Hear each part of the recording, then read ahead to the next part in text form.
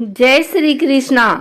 आज मंगलवार के दिन आइए सुनते हैं हनुमान जी और मंगल देव की यह कथा। कुंडलपुर नामक एक नगर था। उसमें नंदा नामक एक ब्राह्मण रहता था। भगवान की कृपा से उसके पास सब कुछ था, फिर भी वह दुखी था। इसका कारण यह था कि ब्राह्मण की स्त्री सुनंदा की कोई संतान न थी। सुनंदा पतिव्रता थी, भक्ति पूर्वक श्री हनुमान जी की आराधना करती थी। मंगलवार के दिन व्रत करके अंत में भोजन बनाकर हनुमान जी का भोग लगाने के बाद स्वयं भोजन करती थी। एक बार मंगलवार के दिन ब्राह्मणी गृह कार्य की अधिकता के कारण हनुमान जी को भोग न लगा सकी, तो इस पर उसे बहुत दुख हुआ। उसने कुछ भी नहीं खाया और अपने मन में प्रण किया कि अब तो अगले मंगलवार को ही हनुमान जी को भोग लगाकर अंजल ग्रहण करूंगी। ब्राह्मणी सुनंदा प्रतिदिन भोजन बनाती, श्रद्धापूर्वक पति को खिलाती, परंतु स्वयं भोजन नहीं करती और मन ही मन श्री हनुमान जी की आराधना करती थी। इसी प्रकार 6 दिन गुजर गए और ब्राह्मणी सुनंदा अपने निश्चय के अनुसार भूखी प्यासी निराहार रही। अगले मंगलवार को ब्राह्मणी सुनंदा प्रातःकाल ही बेहोश होकर गिर पड़ी। ब्राह्मणी सुनंदा की इस असीम भक्ति के प्रभाव से श्री हनुमान जी बहुत प्रसन्न हुए और प्रकट होकर बोले, सुनंदा, मैं तेरी भक्ति से बहुत प्रसन्न हूँ, तू उठ और वर मांग। सुनंदा अपने आराध्य देव श्री हनुमान जी को देखकर आनंद की अधिकता से विह्वल हो श्री हनुमान जी के चरणों में गिरकर बोली, हे प्रभु, मेरी कोई संतान नहीं है, कृपा करके मुझे संतान प्राप्ति का आशीर्वाद दें। आपकी अति कृपा होगी।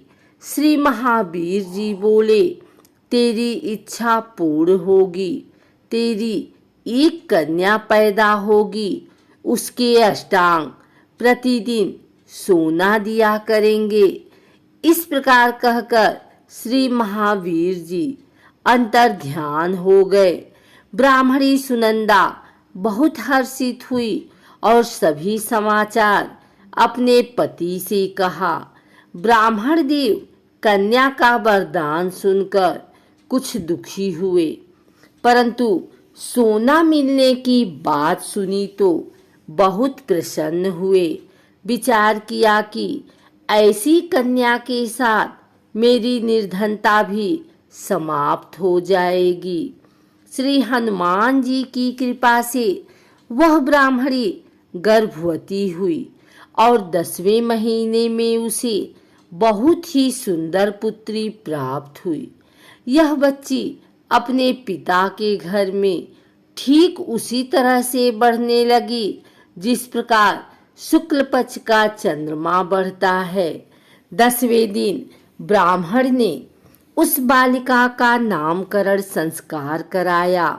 उसके कुल पुरोहित ने उस बालिका का नाम रत्नावली रखा, क्योंकि यह कन्या सोना प्रदान किया करती थी। इस कन्या ने पूर्व जन्म में बड़े ही विधान से मंगल देव का व्रत किया था। रत्नावली का अष्टांग बहुत सा सोना देता था। उस सोने से नंदा ब्राह्मण बहुत ही धनवान हो गया। अब ब्राह्मणी भी बहुत अभिमान करने लगी। समय बीतता रहा। अब रत्नावली 10 वर्ष की हो चुकी थी।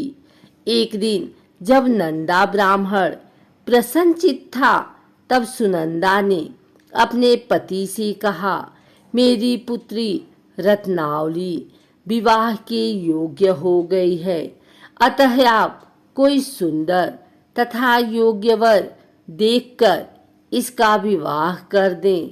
यह सुन ब्राह्मण बोला, अभी तो रत्नावली बहुत छोटी है। तब ब्राह्मणी बोली, शास्त्रों की आज्ञा है कि कन्या 8वें वर्ष में गौरी, 9 वर्ष में राहिणी, 10वें वर्ष में कन्या, इसके पश्चात रजस्वला हो जाती है। गौरी के दान से पाताल लोक की प्राप्ति होती है, राहिणी के दान से बैकुंठ लोक की प्राप्ति होती है, कन्या के दान से इंद्रलोक के सुखों की प्राप्ति होती है। अगर हे पति देव रजस्वला का दान किया जाता है तो घोर नरक की प्राप्ति होती है। इस पर ब्राह्मण बोला, अभी तो रत्नावली मात्र 10 ही वर्ष की है और मैंने तो 16-16 साल की कन्याओं के विवाह कराए हैं, अभी जल्दी क्या है।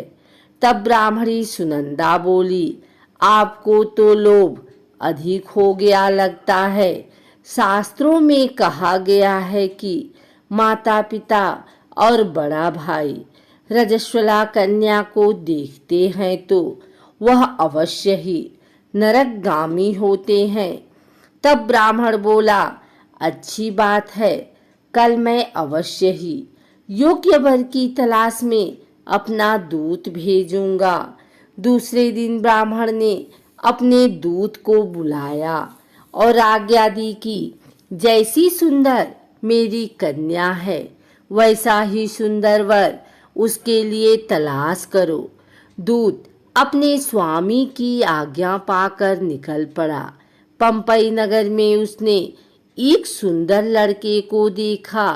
यह बालक एक ब्राह्मण परिवार का बहुत गुणवान पुत्र था। इसका नाम सोमेश्वर था। दूत ने इस सुंदर व गुणवान ब्राह्मण पुत्र के बारे में अपने स्वामी को पूर्ण विवरण दिया।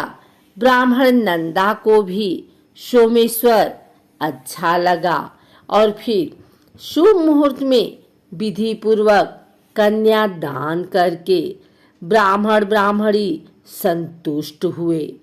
परंतु ब्राह्मण के मन तो लोभ समाया हुआ था। उसने कन्यादान तो कर दिया था, पर वह बहुत खिन्न भी था।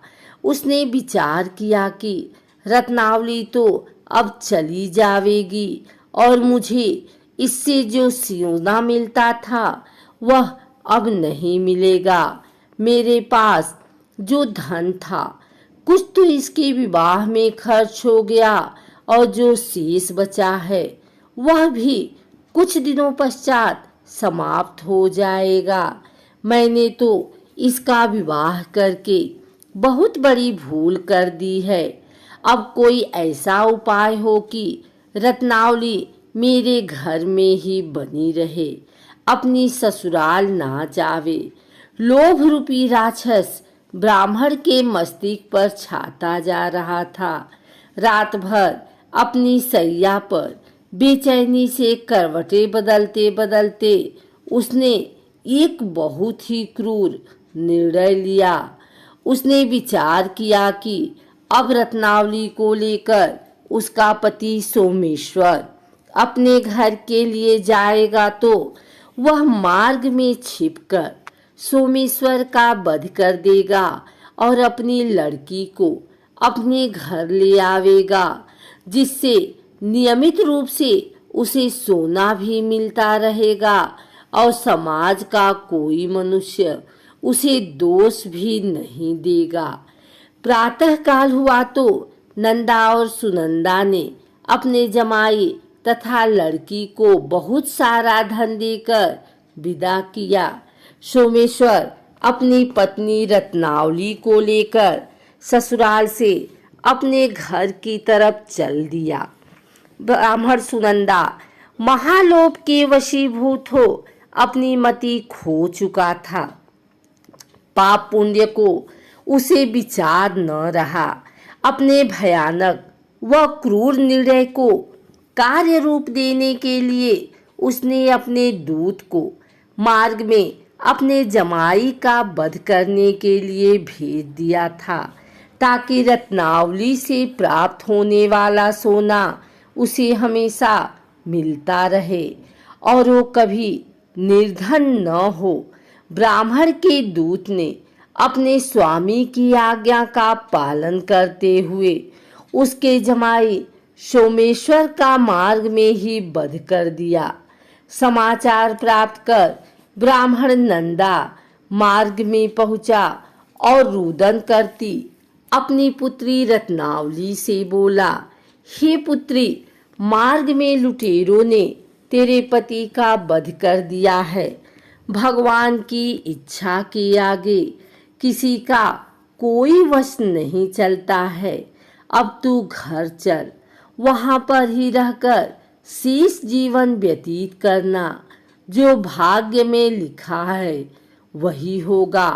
अपने पति की अकाल मृत्यु से रत्नावली बहुत दुखी हुई। करुण क्रंदन व रुदन करते हुए अपने पिता से बोली, हे पिताजी, इस संसार में जिस स्त्री का पति नहीं है उसका जीना व्यर्थ है। मैं अपने पति के साथ ही अपने शरीर को जला दूंगी और सती होकर अपने इस जन्म को, माता पिता के नाम को तथा सास ससुर के यश को सार्थक करूंगी। ब्राह्मण नंदा अपनी पुत्री रत्नावली के वचनों को सुनकर बहुत दुखी हुआ। विचार करने लगा, मैंने व्यर्थ ही जमाई वध का पाप अपने सिर लिया। रत्नावली तो उसके पीछे अपने प्राण तक देने को तैयार है। मेरा तो दोनों तरफ से मरण हो गया। धन तो अब मिलेगा नहीं। जमाई वध के पाप के फलस्वरूप यम यातना भी भुगतनी पड़ेगी। यह सोचकर वह बहुत खिन्न हुआ। सोमेश्वर की चिता बनाई गई।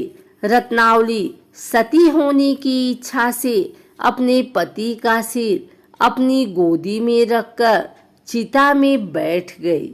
जैसे ही सोमेश्वर की चिता को अग्नि लगाई गई, वैसे ही प्रसन्न हो मंगलदेव वहां प्रकट हुए और बोले, हे रत्नावली, मैं तेरी पति भक्ति से बहुत प्रसन्न हूँ, तू वर मांग। रत्नावली ने अपने पति का जीवन दान मांगा। तब मंगलदेव बोले, रत्नावली, तेरा पति अजर अमर है, यह महाविद्यवान भी होगा और इसके अतिरिक्त तेरी जो इच्छा हो वर मांग।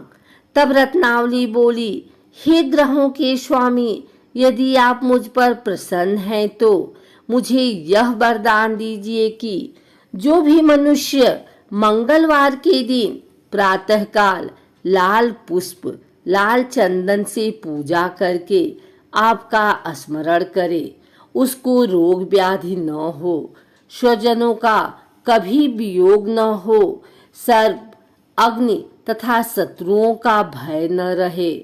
जो स्त्री मंगलवार का व्रत करे वह कभी विधवा न हो। मंगलदेव तथास्तु कहकर अंतर ध्यान हो गए। सोमेश्वर मंगलदेव की कृपा से जीवित हो उठा।